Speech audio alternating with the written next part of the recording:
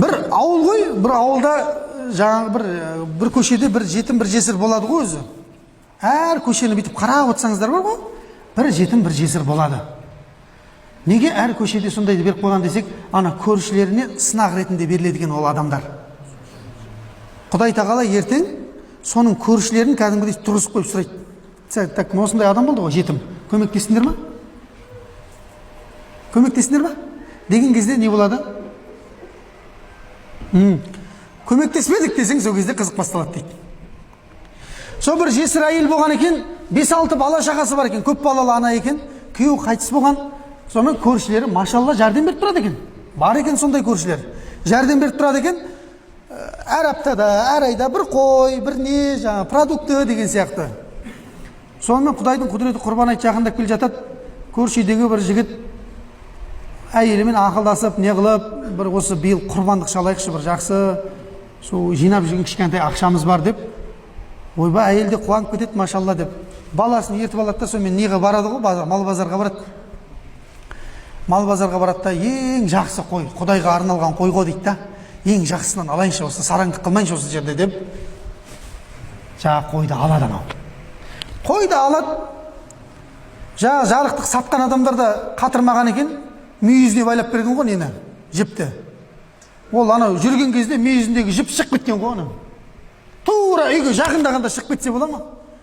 Есік ашық тұрген жаңа жесір апамның үйі. Сол үйге қарай қой жүгіріп барып, ашық тұрған есікке кіріп кеткен ғой бар. Үйден сөйтсек әпкеміз шығып келеді дейді. Аллаху акбар дейді, кеше ғана дұға қылып едік деп ше. Құрбан айт жақындап келе жатыр, балаларға бір ет болса, не болса деп дұға қылып жатыр. Алла разы болсын, көп-көп рахмет деп айтып жатыр дейді жаңа. Мына қолында жіп тұр мына. Не дейді енді? Жо, апа үйге алып едім оны деп қалай айтасың ғой? Андай қылып айтып тұрғандай. Болды, апа Алла қабыл етсін деп шығып кеткен ғой. Ал үйге бар енді, ана үйде отыр ғой біреу. Қалай айтасың? Бүкіл жинаған ақшаң кетіп қалды. Сол үйге барып айтады дейді. Сонда, в общем, кетті бір қой.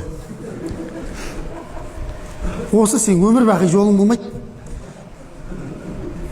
Деген сияқты не бір әңгімелер болған ғой, енді бәрін айтып не қылайын. Жобасын біліп отырсыздар ғой. Сонымен Құдайдың құдіреті Құрбан айтта келеді ғой. Құрбан айт күні қандай намаз оқиды? Қандай? Құрбан айт күні қандай намаз оқиды? Айт намазын оқиды ғой, не қорқып отырсыздар айт өрмейсіздер? Айт намазын оқиды ғой, дұрыс қой. Айт намазын оқиды. Құрбан айт күні айт намазын оқиды. Ораза айт күні айт намазын оқиды. Тәкбірлер, Аллаху акбар, Аллаху акбар деген тәкбірлермен. Сол қараңыздар, айт намазына барады, таң намазына барады бұл. Айт намазы емес, таң намазына барады, жамағатпен оқиды, настроение жоқ. Бәрі құрбан шалайын деп жүр, бұда қой жоқ. Сол таң намазын оқып шығып келеді, дым настроение жоқ. Қой деп айқайлап тұр дейді, мешіттің алдында бір жігіт. Енді біле салайық дейді ғой, қызыққа не болды. Бауырым, қойғанша дейді ғой. Қалтасында ақша жоқ. Қойғанша дейді. Қанша дегенде таңдап алсай бірінші деп айтады дейді. Сонымен таңдаған ғой қоймағаннан кейін. Дәу біреуін таңдаса, бауырым, мен Құдайға нәзір қылып қойып едім деп айтады дейді. Нәзір Құдаймен договор ғой жасалынады. Бүйтсең, мен сөйтем деген Құдайға. Құдайым, егер де менің осы шаруамды бітіріп берсең, сенің жолыңда 3 күн ораза ұстап берем. Құдай, егер де бүйтіп түсінікті ғой, сондай ғой, сол нәзір деп аталады. Сонда қараңыздар, ана жігіт нәзір қылған екен. Я Раббым, егер де қойымның санын осындайға жеткізсең, Құрбан айт күні ең бірінші сұрақ келген адамға сенің жолыңда тегін берем деп айтқан екен құрбандықтың малын. Кешегі сатып алғаннан да семіз қойды алып тұр ғой мына жігіт.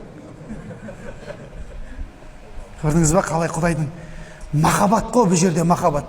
Тасташы, бір жасай қойық деп бұйырмады бізге, тасташы. Десең, тастайды Құдай сен, болмайды. Құрбандық шалылмай қаласыз. Сонда ана Құдайдың құдіретімен жаңағы семіз малды құрбандыққа шалды дейді о жаңа бауырымыз. Бұл болған оқиғаны айтып жатыр мен сіздерге. Болмаған оқиға айтайын ба? Оған сенбейсіздер ғой.